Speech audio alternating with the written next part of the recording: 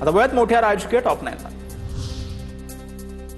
एकनाथ शिंदेंच्या भेटीनंतर मातोश्रीवरून खासदार संजय दिना पाटलांना फोन, पत्नीच्या तब्येतीची विचारपूस। याआधी शिंदेंकडून दिना पाटलांच्या पत्नीची रुग्णालयात भेट घेत विचारपूस। दोघांनीही एकाच कारमधून प्रवासही केला।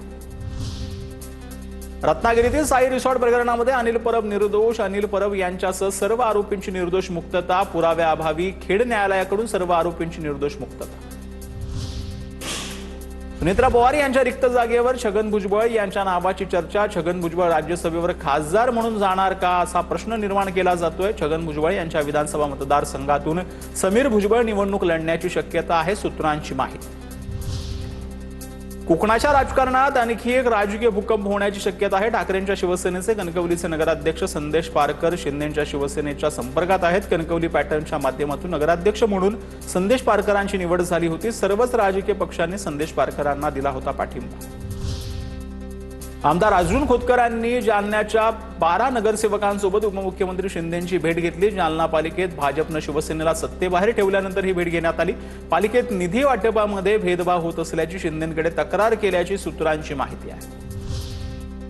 विधान परिषदेवरील निवडीनंतर अंबादास दानवे यांच्या बॅनरद्वारे शिंदेंची शिवसेना भाजपला खोचक टोला पाहायला मिळतोय। तुमको क्या लगता था नहीं लौटेंगे लो फिर आ गए, असा बॅनरवर उल्लेख।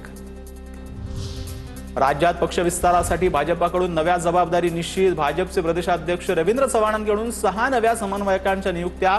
राजेश पांडे, योगेश सागर यांच्याकडून ठाणे कोकण, तर निरंजन डावखरे यांच्याकडे पश्चिम महाराष्ट्र, सुनील राणे यांच्याकडे मराठवाडा आणि संजय कुटे यांच्याकडे विदर्भाचे समन्वयक म्हणून जबाबदारी। राज ठाकरेंनी नसरा पुलातील घटनेसंदर्भात भावना व्यक्त केला। भावना व्यक्त करायला असीम सरोदेंच्या परवानगीची गरज नाही, सरोदेंना जे करायचे ते करावं। मनसे नेते संदीप देशपांडेंचं प्रत्युत्तर। राज ठाकरेंनी केलेल्या पोस्टनंतर गुन्हा दाखल करण्याची मागणी वकील असीम सरोदेंनी केलेली होती। शिंदेच्या शिवसेनेच्या शायना यांनी उपमुख्यमंत्री सुनेत्रा पवारांची भेट घेतली। मुंबईतील सुनेत्रा पवारांच्या देवगिरी निवासस्थानी त्यांनी भेट घेतली, कारण अद्याप अस्पष्ट आहे।